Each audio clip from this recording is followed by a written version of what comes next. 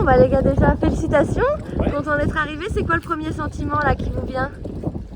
Le premier sentiment, c'est l'apaisement. Racontez-nous un peu. Ah ouais, c'est vrai. Ouais, l'apaisement, le fait d'avoir le fait d'avoir été au bout. Comment ça s'est passé votre course? Vous avez eu quelques péripéties, vous pouvez nous raconter un petit peu? Alors la première nuit déjà, entre les dieux du continent, il y avait du monde dans le coin. Donc moi je faisais très attention. La IS, au moment où Emmanuel était se coucher, je voyais vraiment. Et puis à un moment donné, je rentre, tout était clair, je rentre à l'intérieur. Et puis au bout de 5 minutes, quand j'avais bien fait le tour du bateau, au bout de 5 minutes, on était à 10 heures. Le bateau a un bruit terrible. Il a bloqué le bateau. C'est-à-dire que le bateau, en 15 secondes, il s'est retrouvé à l'arrêt. Il était bloqué par un chalutier. On s'est arrêté pile poil à 5 mètres du chalutier. Parce que le câble du chalut a pris les filières de tribord, a arraché tous les chantiers et a arrêté le bateau. Et je voyais le câble au long de la filière qui continuait. Et les gars ils gueulaient, mais ils n'arrêtaient pas le chalut. Le chalut c'est énorme, la puissance. Et ce câble-là est devenu une chaîne. Et la chaîne, je voyais la chaîne qui allait casser le bateau. Il s'est passé à 1 cm du vent, comme ça. Alors, on a fait le petit bateau. J'ai largué toutes les voiles et tout. Et par miracle, il y a un autre câble à gauche qui a failli me foutre des sables en l'air. Et par miracle, tout ça s'est passé à quelques centimètres. Et puis on s'est dégagé. Le bateau, mais il aurait été détruit. C'est là qu'on voit que la puissance de la chaîne est incroyable. Là, on était pris à un petit bateau de 3 tonnes comme ça. En première frayeur, c'était ça. Et à l'intérieur, il y avait un bruit. Alors moi j'étais à l'intérieur parce que je dormais dans la couchette. Et on avait l'impression d'une machine infernale. Une espèce de machine du diable qui faisait pression sur le bateau. Ça faisait un bruit d'enfer. Et moi je me dis, mais en fait, le truc va On va le broyer. on va le broyer, en fait. Finalement, Hyper vivant. et ils n'arrêtaient pas leur chalut. Parce qu'ils arrêtaient rien. Et nous, j'ai même pas pris le nom du bateau, parce que pas d'AIS, pas d'éclairage, incroyable. Que ça soit possible, ça. Et puis finalement, vraiment, on a eu un coup de tout terrible, que le bateau, que les câbles partent, les gages des chandeliers, bien sûr, tout était détruit, et puis que le câble de gauche coule, et puis on passe là. Le bateau s'est mis à pivoter, s'est mis au vent, et voilà, terminé. Pas de nouvelles. Ouais. Incroyable. Alors après les séquelles, c'est qu'on avait des chandeliers pliés, et donc on avait une fuite dans les chandeliers, donc on a passé notre transat à écoper le placard de la cuisine. Voilà. Et finalement, c'était pas mal. Et alors la deuxième aventure, c'était que donc on était entre les Canaries et le Cap-Vert, et donc ça se passait bien, tout ça. Et là, c'est Jacques qui va se coucher et moi qui prends mon garde. Alors je sens mon bouquin, tout se passe bien. Et là, j'entends un gros bruit, comme un bruit métallique en fait. Et je jette mon bouquin, je sors dehors pour essayer de voir ce qui se passe. Bien entendu, on ne voit rien parce qu'on est à 10 nœuds et donc ça va trop vite en fait, il ne se passe rien. Je rentre dans la cabine et là, je fais un peu rapidement un check-up en fait. Je regarde derrière s'il y a de l'eau, au milieu s'il y a de l'eau, devant s'il y a de l'eau et devant, je vois, il y avait déjà peut-être 5 cm d'eau en fait dans la cabine. Et alors là, moi je réveille Jacques, je lui dis Jacques, on a heurté quelque chose, il y a plus d'eau, qu'est-ce qu'on fait? Et alors moi j'ai trouvé ça extraordinaire parce que Jacques, avec son expérience de cette transatlantique, en fait il a dit, bah ok, pas de problème, il a mis ses volts, il a dit sors la pompe, il a dit sors le kit de réparation, et en fait on a juste fait ce qu'il fallait. Je savais que j'avais ce qu'il fallait à bord, en fait, j'étais serein. Il était serein quoi, moi j'étais hyper flippé, mais lui il était serein quoi. Je l'ai dans le bateau, il est au milieu du bar, il est serein. Non mais c'est cool, c'est vachement rassurant de faire une transat avec lui. Ça faisait un geyser. Fais le petit déj d'abord. Ouais, En fait, alors, en tout cas, la pompe, non mais la pompe, Alors, la pompe, c'est extraordinaire parce que en fait tu la mets en place et ça te permet de supporter une voie d'eau qui est quand même assez conséquente. Il faut quand même savoir qu'en 2022, c'est Ouais. pour la première Cap-Martini, il y a Jean-Noël Tourin qui faisait la sécurité à ce moment-là. Il m'a dit Jacques, ça va pas, parce que tu as 2 pompes dans le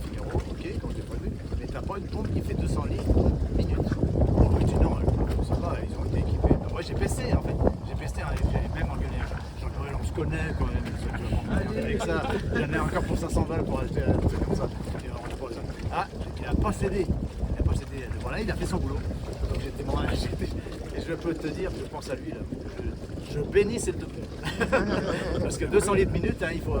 C'est rien 200 litres minute. Et quand t'as un truc dans la. C'est quand même beaucoup. Et surtout, c'est une pompe qui a tourné pendant 36 heures dans le ski. En fait, on avait une voie d'eau. Alors, on avait une voie d'eau qu'on a réussi à résorber grâce à mon kit d'urgence. Le kit d'urgence, c'est un kit avec de la fibre de verre. Et puis les deux composants, enfin, je sais pas si vous savez comment ça fonctionne, mais il y a deux composants, la résine et un durcisseur. Il faut mélanger les deux. Une fois que c'est mélangé, il faut appliquer ça sur la fibre de verre et ensuite il faut appliquer la fibre de verre sur. Alors la difficulté, c'est que bien sûr l'eau rentre dans le bateau. Donc forcément, c'est ça. Et finalement, c'est quand même super costaud et c'est super épais quand même sur le Figaro. Et bien, il y a toute une partie du polyester qui était à l'intérieur de la pompe, donc qui faisait une verrue. Ouais, et moi, mon idée, c'était de remettre ça en place. Donc j'ai dit à Manu, passe-moi un marteau. Passe-moi un Il est marteau, fou. passe-moi des petits piloges. Alors attends, comment un piloge, j'ai pris de piloge et tout ça. Et puis j'ai remis en place, avec, on prenait plein la gueule quand même. Remis en place ce polyester comme ça. Et puis il y a une partie contreplaquée, hein, il y a une double coque avec Oui, il y a un sandwich en bois. il y a un sandwich en bois. Donc avec un tournevis, j'ai gratté tout ça de façon que ça soit une surface propre. Et finalement, alors c'est là qu'on bénit d'être deux. Le mec en solo. Le mec solo qui est tout seul, je ne sais pas comment il peut se faire. Parce que finalement, on a fait une sacrée équipe. Donc le temps que je maîtrise un petit peu cette fuite, le problème maintenant après, c'est qu'on avait un kit qui est vachement bien ce kit-là, parce que c'est un kit de tout près, où le durcisseur, la résine et les composants sont tout près. Il suffit de racler et tout se fait automatiquement. Il suffit de prendre la planche de fermeture du bateau, parce qu'il faut avoir une planche en fait. Et puis il a fait ça bien. Ouais, pour avoir une surface plate. Voilà. Il faut savoir que moi j'ai quitté, pour la petite histoire, ce kit là, c'est ma 7e transat, il me quitte jamais ce kit là. Ne me quitte pas. Mais je quitte le Cruesti pour aller emmener le bateau à la Trinité. Avant le départ. Avant le départ, je mets le moteur en route et au moment de partir, je dis Il me manque du kit. il me manque le kit. Donc j'ai arrêté le secteur, j'ai repris ma bagnole, j'ai mis ça en avant, j'ai récupéré le kit, donc au dernier moment.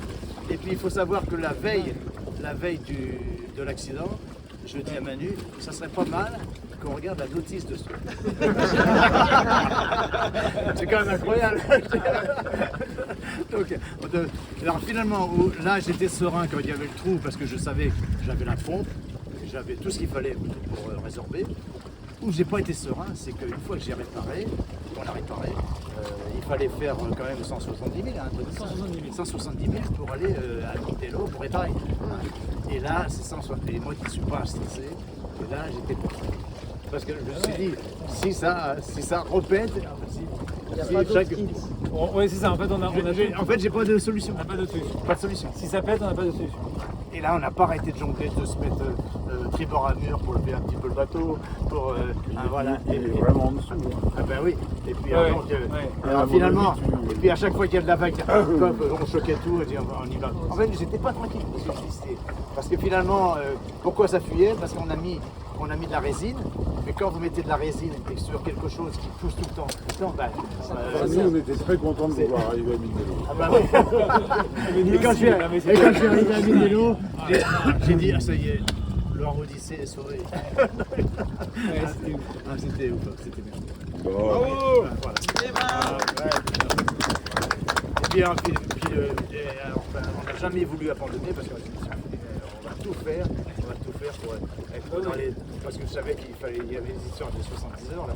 Il faut absolument qu'on bouscule tout le monde pour pouvoir faire la Pour nos staffs, c'était important de vous abandonner. Ah bah ouais. Là, on avait envie de finir. On a envie de finir. Ça fait partie de l'histoire, je trouve, de Elle est belle, faire tout ce elle qu'il est faut belle. pour finir, et c'est une belle histoire. Ah ouais, très belle. Très belle, et racontée comme ça, je sais pas ce que vous en pensez, mais bravo. Non, puis on tombe sur des gars quand même qui n'ont pas de moyens. On est au Cap Vert.